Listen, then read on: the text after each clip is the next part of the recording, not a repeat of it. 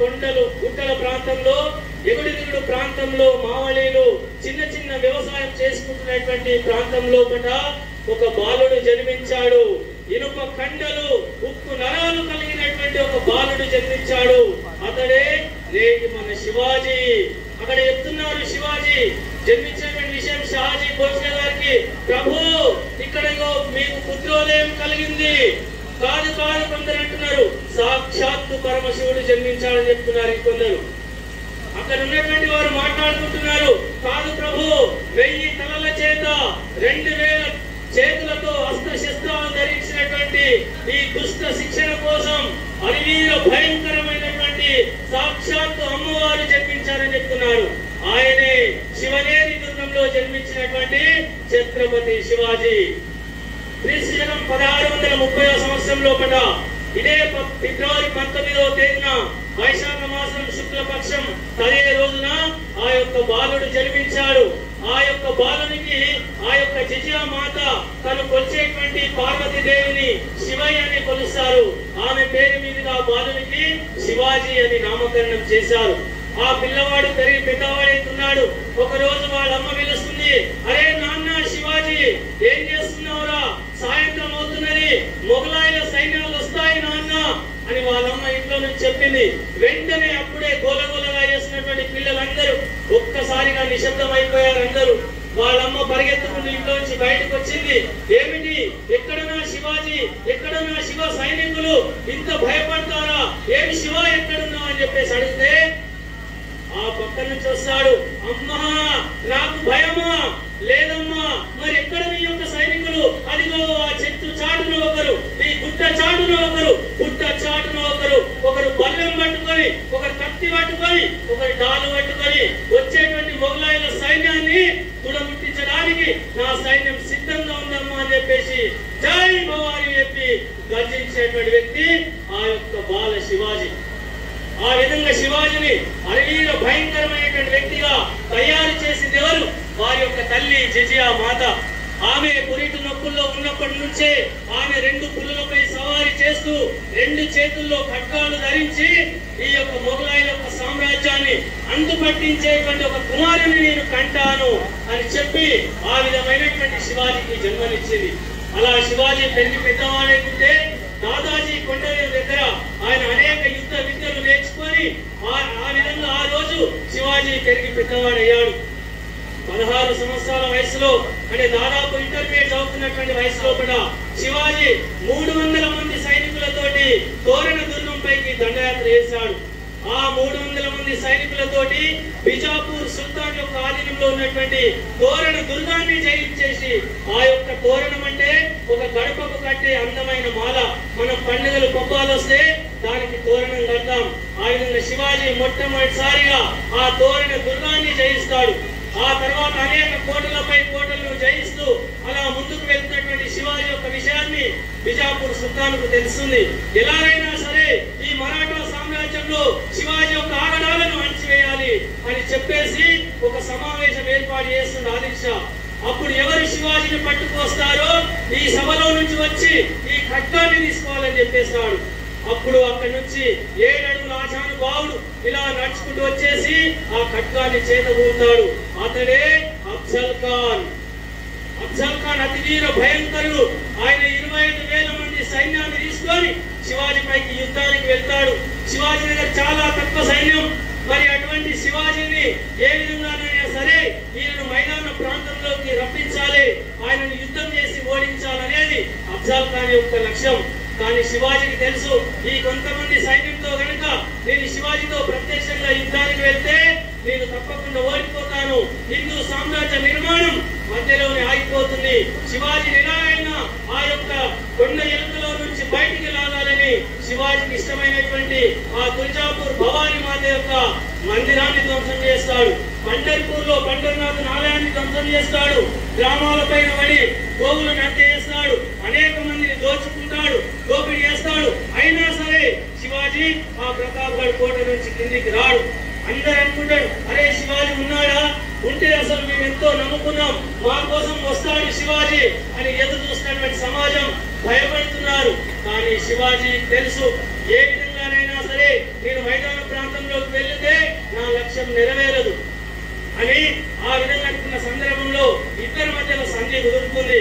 ఆ విధంగా ఔరంగజేబ్ పంపించే అఫ్జల్ ఖాన్ ని ప్రతాప్గఢ్ కోట లోపల కేవలం ఇద్దరే కలుసుకోవాలని సంధి ఏర్పాటు చేసుకుంటారు.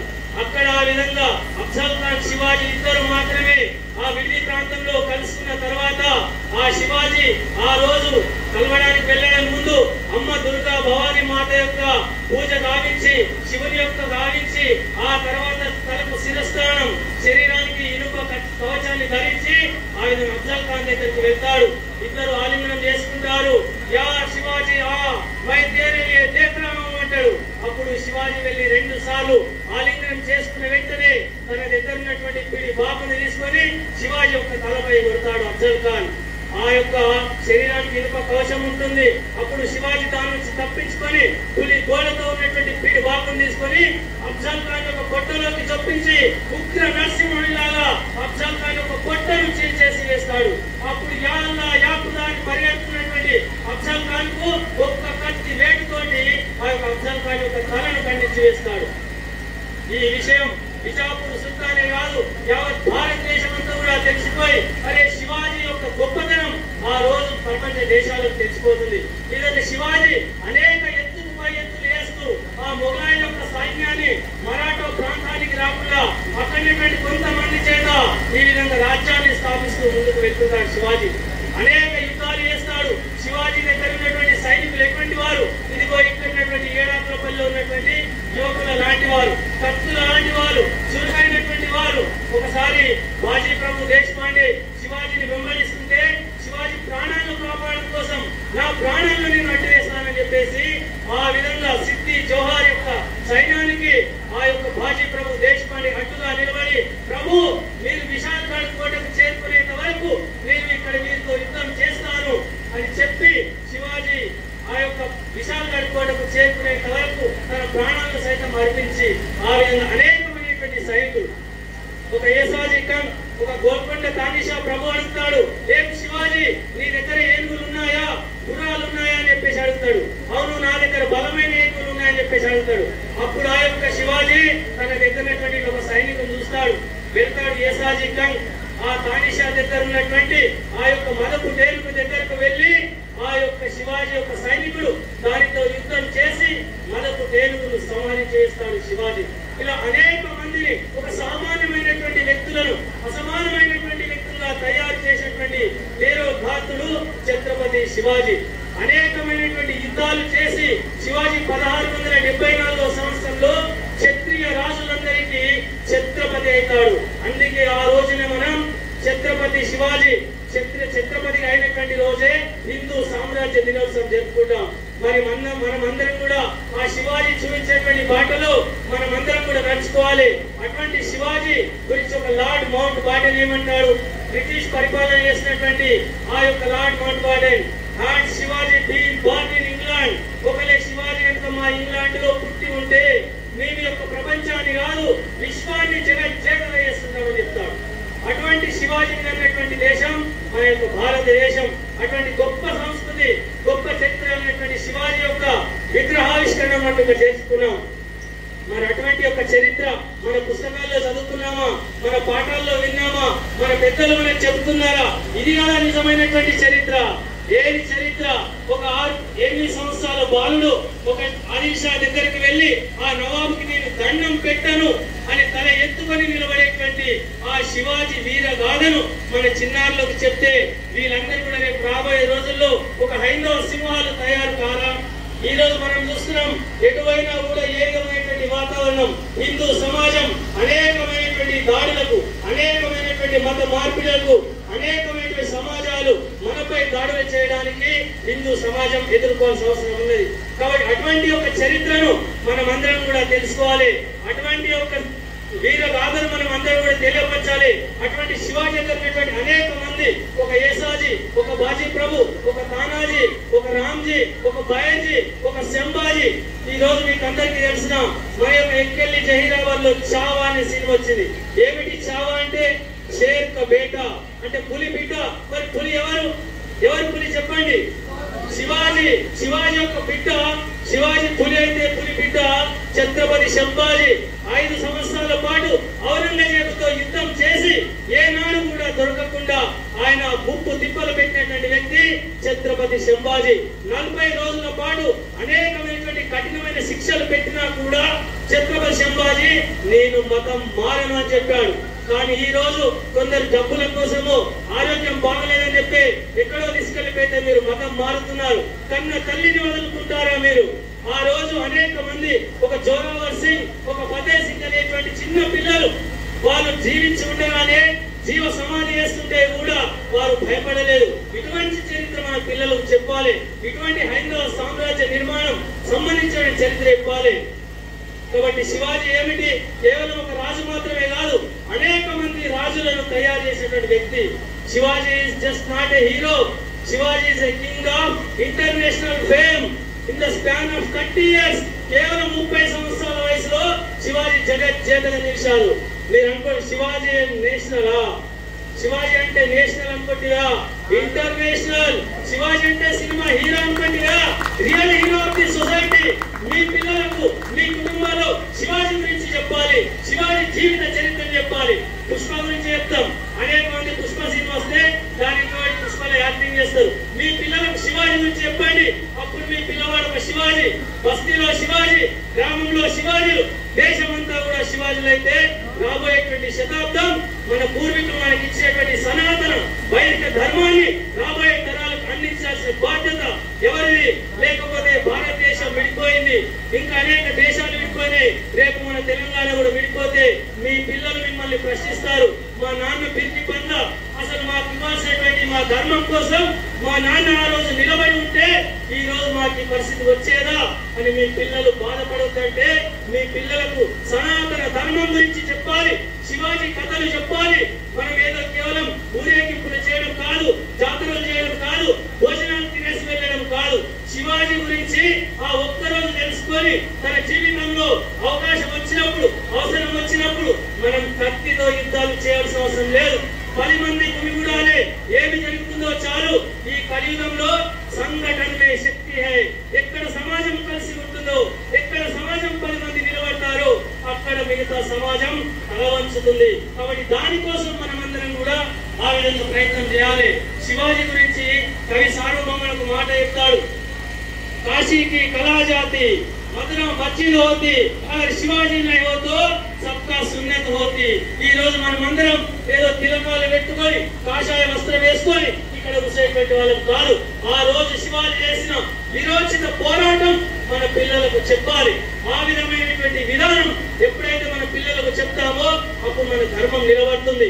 ఇప్పుడు ఆ రోజు ఛత్రపతి శివాజీ నడిపించింది ఎవరు? ఒక సమర్థ రామదాస స్వామి, ఒక దాదాజీ కొండదేవ్, ఒక తల్లి జిజియా మాత.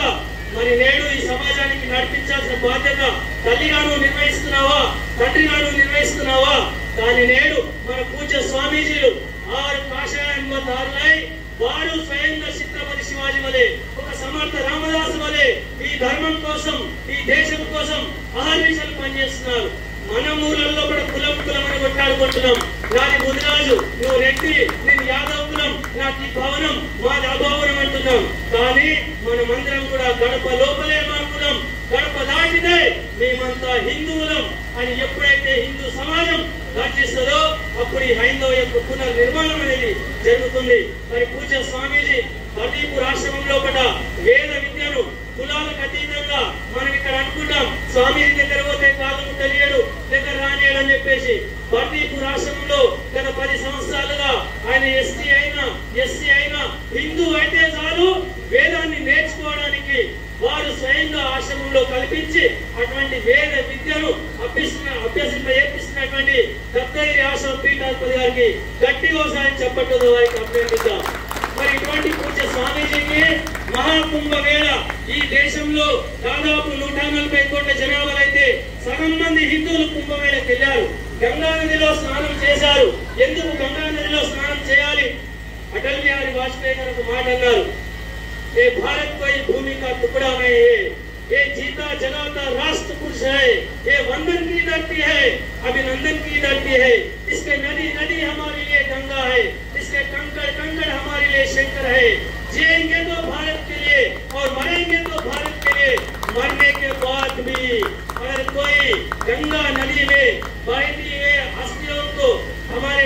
लगाकर सुनते हैं तो एक ही आवाज आएगी, भारत माता की, भारत माता की। ఇది గంగా నది యొక్క పవిత్రమైన స్థానం. అందుకే మహాకుంభ వేళ కొన్ని లక్షల మంది జనం కూడితే కష్టం, కొన్ని కోట్ల మంది ఏ విధంగా హిందూ సమాజం నేడు పవిత్రమైన కార్యంలో వెళ్ళింది. అటువంటి పుణ్యక్షేత్రంలో మన తెలంగాణ ప్రాంతంలోనే మొట్టమొదటిసారిగా బండీపూర్ పీఠాధిపతి గారికి మహామండలేశ్వర్ CCC 1/8 బిడ్డు రావడం నిజంగా మన అందరి యొక్క అదృష్టం. ఇదేదో అదృష్టం చేసుకుంటే తప్ప ఇటువంటి స్వామీజీలు, ఇటువంటి ఆశ్రమాలు మనకు అందుబాటులో ఉన్నాయంటే మనం అందరూ కూడా గర్వించాలి. ఆశ్రమాలకు వెళ్ళాలి, స్వామీజీలతో కలవాలి, వారిని మనం ఇట్లాంటి కార్యక్రమాలు పిలిపించుకొని ధర్మ స్థాపన జరిపించాలి. ఇలా శివాజీ తన ధర్మం కోసం ఆహర్నిశలు కష్టపడ్డాడు, తన కుమారుడు ఆనందంగా కష్టపడ్డాడు. అందుకే హిందూ ధర్మం ఎవరు నిలబెట్టారు అంటే అనేక మంది. అశోకుడు పెద్ద సామ్రాజ్యం నిర్మించాడు, కానీ ఛత్రపతి శివాజీ మాత్రమే చరిత్రలో నిలిచిపోయాడు. అటువంటి శివాజీ కన్నటువంటి యొక్క తల్లి జిజామాత, అటువంటి శివాజీ హిందూ ధర్మ స్థాపనకై తన జీవితాన్ని త్యాగం చేసి మన ముందుకు చెప్పిన గొప్ప లక్ష్యాన్ని మనం అందరూ ముందుకు వెళ్లాల్సిందిగా మరి సమయాభావం అయినప్పటికీ నాకు ఇచ్చిన సమయాన్ని నేను తీసుకొని మీ అందరికీ కూడా నాకు తెలిసిన విషయాన్ని తెలియజేస్తూ వేదిక పైన అందరికీ కూడా పేరు పేరు ధన్యవాదాలు తెలియజేస్తూ భారత్ మాతాకి. అక్క మీరు అందరూ చెప్పాలి గట్టిగా చేయెత్తి, భారత్ మాతాకి.